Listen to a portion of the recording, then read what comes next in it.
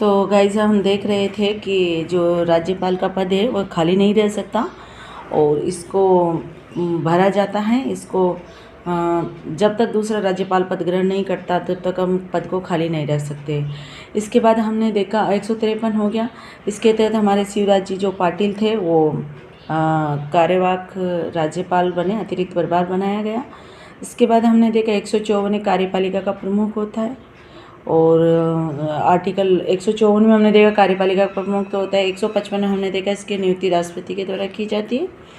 अब हम देखेंगे 156 हमने देखा। 156 में हमने देख लिया था कि जो आर्टिकल 156 है उसमें राज्यपाल का कार्यकाल है, टेन्योर है। टेन्योर के अंतर्गत हमने 5 वर्ष का भी देखा। इसमें जो सब आर्टिकल है हमने ये भी देखा कि राष्ट्रपति के प्रसाद पर्यंत राज्यपाल पद भार ग्रहण करता है। तो यानी कि इसका बहुत दुरुपयोग हुआ है क्योंकि इसमें राष्ट्रपति के प्रसाद पर्यंत इस वर्ड से राष्ट्रपति ने कई बार राज्यपाल को हटाया भी है, इस्तीफा भी मांग लिया। कहीं राज्यपाल को तो इस्तीफा देने के लिए मजबूर किया जाता था, उनको इस्तीफा देना पड़ता था राष्ट्रपति को। इसी तरह का केस हमारे सामने आता है 1977 से और 1981 के बीच में। जो रघुकुल तिलक राज्यपाल थे उस समय उनको बर्खास्त कर दिया था।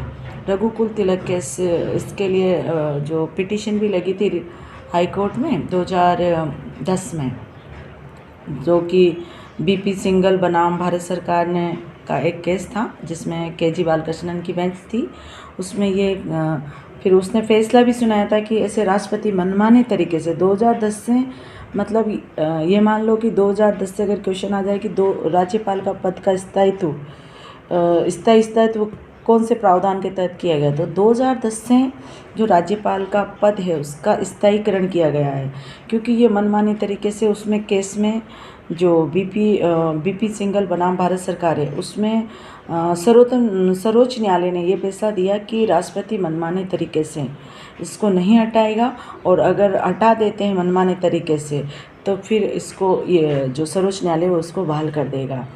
इस तरह से जो रघुकुल तिलक है जो राज्यपाल थे तो इनको इस तरह से बर्खास्त किया गया था और 1979 में।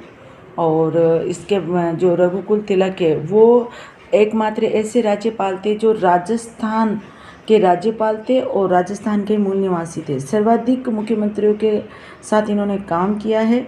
और जो रघुकुल तिलक है वो एक काशी विश्वविद्यापीठ के वाइस चांसलर भी रहे हैं। इस तरह से हमने डिस्कशन किया इस वीडियो में। आगे